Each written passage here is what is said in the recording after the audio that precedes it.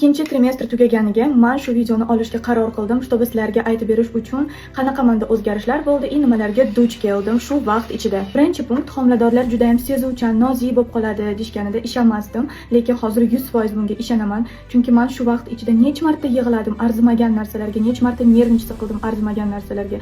Bu juda qiyin homilador gormonlari. Ikkinchi punkt esa homiladorlar juda ham ko'p yeyishni boshlashadi deshganida, meni bu tegmasdan o'tib ketadi deb o'yladim, ammo lekin yo'q.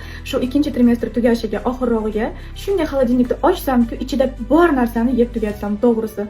И, конечно же, bu uchinchi punkt. Aytishadiki, что homiladorlar ikkinchi trimestrda juda ham aktivni bo'lishadi, juda ham energiyasi ko'p bo'ladi deyshadi. И bu rostdan ekan. Men ikkinchi trimestr polniy juda ham energichni qiz bo'ldim. Usta ishlatdim, magazinga kuniga 10 martadan chiqib keldim, xamir ovqatlar qildim. Rostdan ham juda ham energichni qiz bo'ldim. Polniy ikkinchi trimestr. Endi esa qizlar, sizlarga savol, birinchi, ikkinchi trimestrlaring qanaqa o'tyapti? И, конечно же, bu hammasi emas, hali punktlar juda ham ko'p. Agar sizlarga qiziq bo'lsa, ikkinchi частini olaman.